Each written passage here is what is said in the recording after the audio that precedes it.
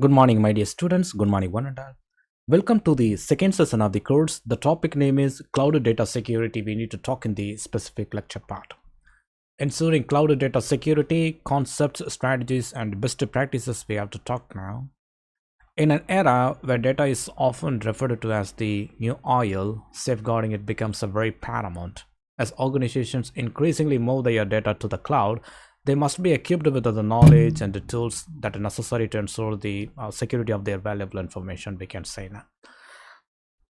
In this part of the lecture, we need to explore the intricate world of a cloud data security, covering concepts, storage architectures, data security technologies, data discovery, and data classification. Also, we have to talk now. The first one is we need to discuss about the cloud data concepts. According to the cloud data lifecycle phases, we have to discuss some other points. The journey of data in the cloud that can be understood through its life cycle phases actually, which includes starting from the data ingestion. This is the initial phase where data is collected from various sources and uploaded to the cloud. And it's a very essential part, and so the data is securely transmitted and received here. According to the data storage, once in the cloud, data is stored. It's here that your data storage architecture that plays a crucial role in its security and accessible process. According to the data processing, data often that requires a processing for analysis or transformation. So during this phase, security measures must be maintained to protect the data integrity and confidentiality. According to the data sharing, data may need to be shared with other users or systems. Like a controlled access is a very critical part to prevent unauthorized data exposure, we can say now. Finally, when on data archiving and deletion, data that is no longer needed should be securely archived or deleted, so ensuring that it cannot be accessed by unauthorized parties. So what of the data dispersion we have to talk now? Data dispersion that involves the distribution of the data across various locations, different type of servers and different type of regions. This can enhance the data availability and redundancy, but must be managed carefully to ensure the data security process. That's why the data dispersion that can be implemented through the strategies like a data replication, a sharding, and backups too. So what of the data flows we have to talk now? Understanding how data moves within your cloud environment is a very fundamental to the security process, because the data flows should be well documented and monitoring systems should be in a place to detect any type of unauthorized or suspicious data movements, we can say now. So the next part will be on a data design and implement the cloud data storage architectures we need to talk now. According to the storage types, when designing a cloud data storage architectures, it's very crucial to consider the different storage types, starting from the long-term storage, like a suitable for data that needs to be retained for extended periods, and it often includes like a backups, historical records, and archives, everything. According to the ephemeral storage, that is a temporal storage that holds the data for short durations, like such as like a cache or session data, we can say. It's often very less secure, but as it may not be encrypted and is designed for fast access, we can say. According to the raw storage is for unprocessed data and making it very essential part for data processing stages, and it should be secured to prevent unauthorized access, we can say now.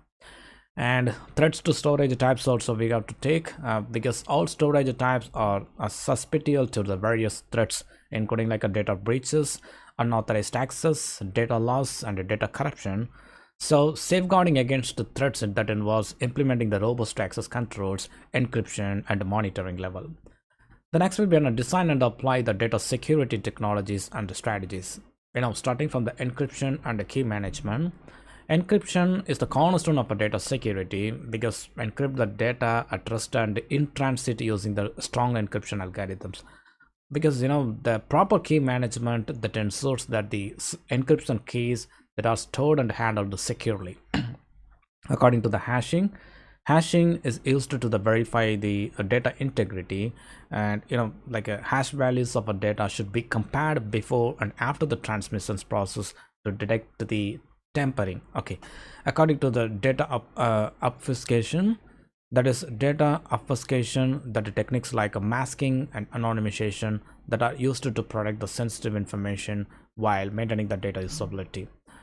According to the tokenization that replaces the sensitive data with the tokens, reducing the risk of exposing confidential information during the data processing level. And what about the DLP? It's like data loss prevention. DLP actually it's a technologies that help prevent the data leakage by monitoring and controlling the data transfers within and outside the organization. We need to focus much more. So what are the keys, secrets, and the certificates management? Securely manage the keys, secrets, and certificates to control the access to your cloud resources and protect the sensitive data. We have to follow now. The next will be an implement the data discovery. We need to talk now, starting from the structured data. Structured data, such as like a databases, it should be discovered and classified according to its sensitive mode. According to the unstructured data like a text documents and images, that should also be cataloged and classified based on content and relevance. According to the semi-structured data that often found in XML or JSON formats, that must be categorized for effective management, we can say now. The data location. Knowing where your data is stored is essential for regularity compliance and for maintaining the control over your data. We have to follow from that. The next point will be on, we have to talk about the implement the data classification. Actually, data classification policies that establish the clear data classification policies to define how the data should be categorized, handled, and protected based on its sensitive level. So we need to follow the process of a data mapping. So just to create a data maps that document the location and the flow of data within your cloud environment, that is like making it easier to apply the security measures effectively. So according to the data labeling, label the data according to its very classification process, ensuring that users and systems it can recognize and treat it appropriately.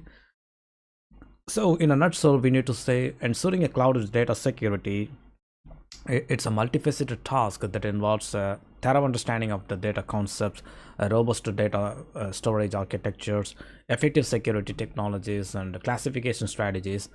By implementing these measures, organizations they can protect their data and maintain a trust with the customers, partners, and stakeholders in an increasingly data-driven world. The next part will be on mastering the data governance, designing and implementing the IRM. It's like information rights management and the data retention, deletion, and auditability also we got to talk now.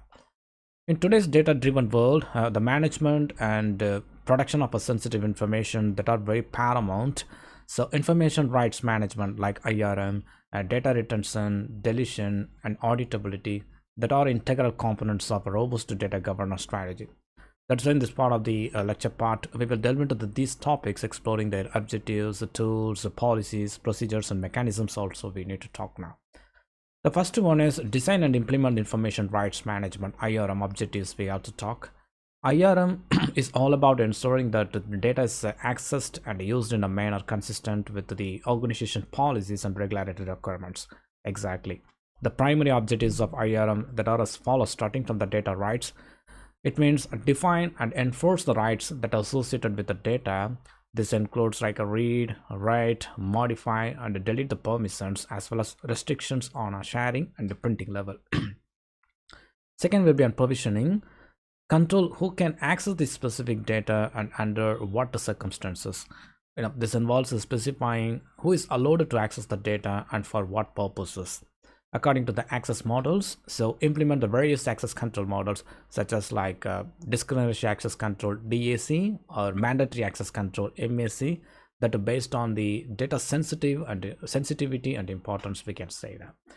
Is there an appropriate tools? Exactly, it's available. We need to talk actually to achieve this objective. Organizations can utilize a range of tools starting from the issuing and revocation of certificates, digital certificates that can be used to authenticate users and devices and to control the access to the sensitive data, because the certificates can be issued and revoked as necessary to manage user access process. According to the data encryption, encrypting sensitive data that ensures that even if unauthorized access occurs, the data remains unintelligible. This is particularly important for data at rest and data in transit. Okay. Third will be an ACLs, that is access control list. ACLs that are defined who can access the specific resources and what operations they can perform. They play a key role in ensuring what data rights are enforced. We can focus now. The next will be on a plan and implement the data retention, deletion, and archiving policies we have to discuss and finalize. Data retention policies that govern the duration for which data should be stored. They're essential for maintaining the compliance with the various regulations and optimizing the data management. So what are the key components of a data retention policy? Starting from the data classification, categorize the data into different classes based on its sensitive and importance. This classification guides how long the data should be retained. Second will be on legal requirements, ensure the compliance with industry specific and regional regulations.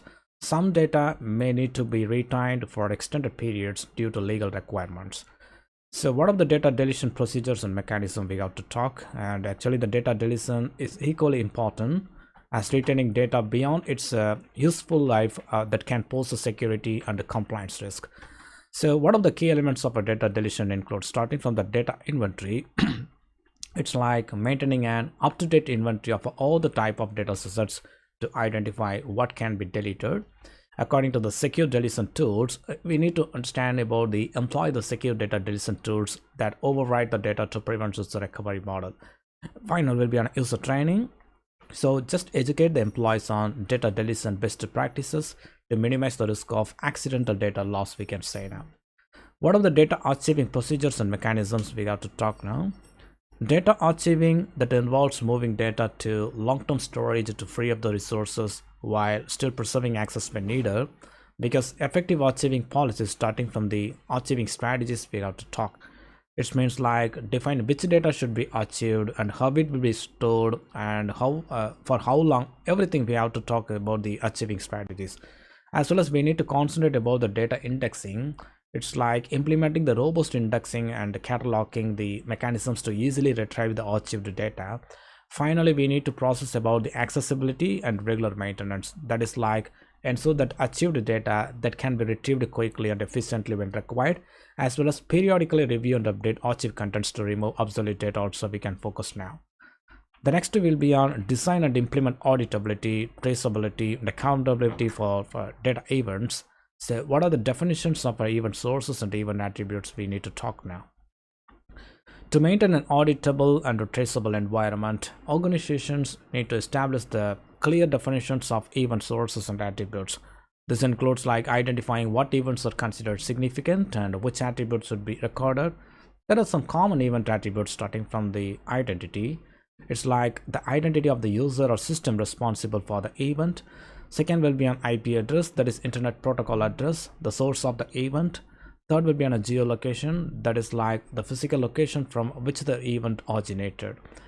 So what are the logging, storage, and analysis of a data events? Logging and storage of a data events that are vital for accountability. So we need to concentrate what are the key considerations we need to consider. Starting from the centralized logging. It's like collect the event data in a central repository for easy analysis.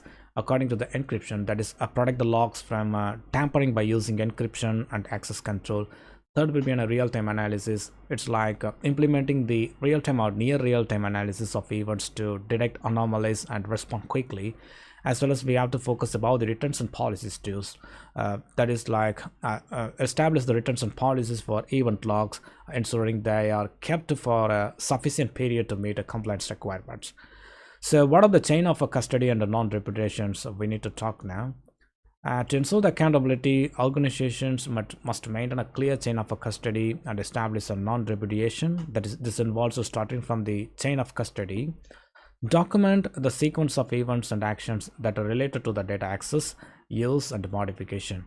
According to the non-repudiation, implement mechanisms that prevent individuals from denying their involvement in data events. We can say like a non-repudiation. So in a conclusion, designing and implementing the robust IRM, data retention, deletion, and auditability practices that are very essential part for modern organizations.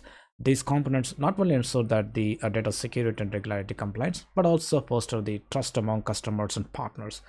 So by integrating these principles into your data governance strategy, you will be better equipped to navigate the complex data landscape of the 21st century we can maintain. Okay, my dear students, I hope you have enjoyed the second session of the topic of cloud data security. Thank you once again, and thank you all, my dear students.